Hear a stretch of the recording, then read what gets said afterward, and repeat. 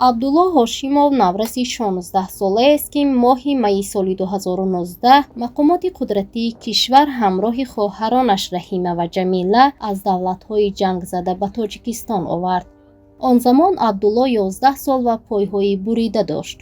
این نورز سبب محرومی از پایهای روانش را و گمراه شدن والدانش ارتباط می‌دهد. به گفته عبدالله والدانش را در افغانستان کشته‌اند و او در روی برف تنها مانده پایهایش را از دست داده است. با اطلاع مسئولین مقامات قدرتی سوخت، والدان عبدالله نجم‌الدین خان و مناجات به تشکیلات تروریستی و اکستریمیستی جماعت انصارالله پیوسته در یکی از زدوخوردها به هلاکت رسیدند. زیاد جنگا میکردن دیگر نفر را نمیدونم چی ها میشد. فقط زندگی ها ما را چی میکردیم خلاصه. زندگی کردن و حرکت میکردیم خلاص.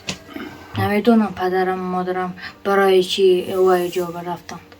از جای زنده کردن آسان جای پرتافته دیگر جای زندگی کردن قین جا رفتن نمیدونم دوای چیزشه. هم بخیرام. بابای عبدالله یعقوب جان هاشیمov گفت سال 2011 پسرش نجم‌الدین خان و کلینش مناجات را از مهاجرت مهنتی با راه فریب و مغزشویی از روسیه به کشور پاکستان بردند. زمانی که آنها به مهاجرت رفتند، عبدالله و خواهرچه اش رحیمه کودک بودند و جمیله در پاکستان به دنیا آمده است. افغانستان بدخشان با رفتم 2019 سال در روز همین جنده شدم. کنسولگری همین افغانستان داگی تاجیکستان وایش که دیده کنسول کار میکردی بچه ها گده رفته همینجا گذاشته همین ها کدی سانی کنسول و در روز وای کردم این های سانی با ها گازدانم کده کیم ها کدی گازدانم کده نمیدونم من کن کیم ها کدی گازدانم کد سی کد من نمیدونم وایشد من با دهم روز گرو آمدند این بچه های حسنیه محیدین و بیبی عبدالله است که 72 سال دارد. این زنی سال خورده در 5 سال 3 پسرش را از دست داده است. پسرانش اکمل جان و نجم‌الدین خان با جرم پیروی در گروه‌های افراطگرا کشته شدند. پسری کلانیش نسیم خان 4 سال پیش از بیماری سرطان وفات کرده است. محیدینова گفت از 3 نبیره یتیم همگی عبدالله 308 سومانی نفقه معیوبی میگیرد. 2 خواهرچه اش با علت نبودن خطی وفات والدان نفقه یتیمی نمیگیرند. یعنی من ایتماقچی که مایل خدا رزقنی بیریابده بولانه. من گفتنیم که میلش خداوند رزق آنها را میدهد، اما من و بابایش سال خورده شدیم و دیگر قوت اینها را نگاه بین نداریم. عبدالله کلانتر شده است، عقلش را میشناسد، اما خواهرانش پیوسته میپرسند که برای چی به ما از آن نفقه ها نمیدهند. وقتی نو برگشتند و جماعت رفتند، از جماعت مرا به ملیسه خانه فرستادند. در ملیسه خانه گفتند که این کار علاج ندارد چون که خطی وفات پدرشان نیست. اگر روز پدرشان پیدا شده آید ما جوابگر می شویم. که پوسه biz aybdor bo'lamiz. Tekitalarni shunday qilib eshitganmiz dedi-da. عبدالله تحصیلات ابتدایی را در خانه گرفته است، زیرا با پایهای بریده علاجی به مکتب رفتن نداشت. سالی گذشته با کمک تشکیلات بین المللی صلیب سرخ به عبدالله پایهای صنعی نصب کردند. او بعد صاحب پای شدن در سن 15 سالگی به مکتب رفت. عبدالله را مسئولین مکتب رقم 7 جماعت دهاتی تقاید سالی گذشته به صنف 6 قبول کردند و حالا عبدالله در صنف 7 میخواند. اینفورماتیکی برای ما به حساب کردن مسئله های مرکب و ساختن پروگرام های با آدم فایده آور لازم می باشد. با مشکلات آدمان را زیادتر حل می کنند.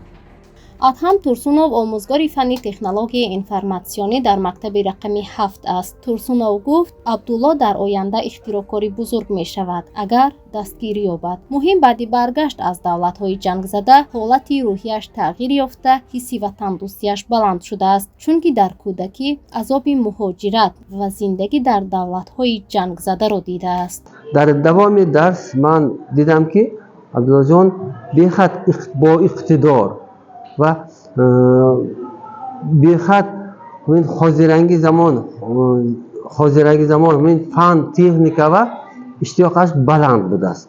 ҳар чизе ки савол тиям агар ҳаракат мекунад, ина аз худ кардан ва дар давоми дарс ин худаша нишон дода тавонист ки чӣ қадар ки ғайрату шиҷоати ӯ бисёр буданашро. абдулло талош дорад ихтироъкор шавад. Вай генератори тағйирдиҳии қувваи барқро сохт. Дар озмуни вилоятии ихтироъкорони ҷавон ин ихтироъоти ӯ баҳои баланд гирифт. аз офтобам қувват мегирад, аз токам қувват мегирад, ба телефонҳо токам метиҳад. инҷонда схемаша нишон дода метавонам. ман ҳамин чиза аз худам ихтироъ кардам. ҳамин чиза шӯҳрат бердиёров, муовини раиси ҷамоати деҳоти тағояк гуфт 22 нафар сокинони ин минтақа бо ҷурми пайравӣ ба гурӯҳҳои тундгаро дар пайгард қарор доранд.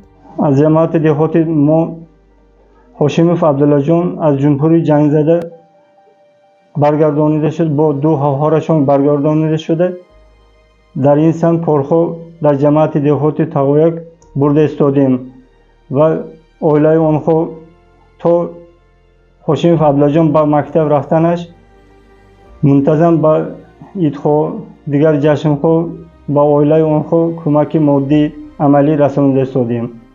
абдулло гуфт бобову бибиам солхӯрдаанду ду хоҳарчаам аз ман умеди зиёд доранд. Ман ки пойҳои равон надорам, кори ҷисмонӣ кардан наметавонам. тамоми кӯшишро ба харҷ медиҳам то ихтироъкори намоён шуда ба оила ва халқу ватанам хизмат кунам.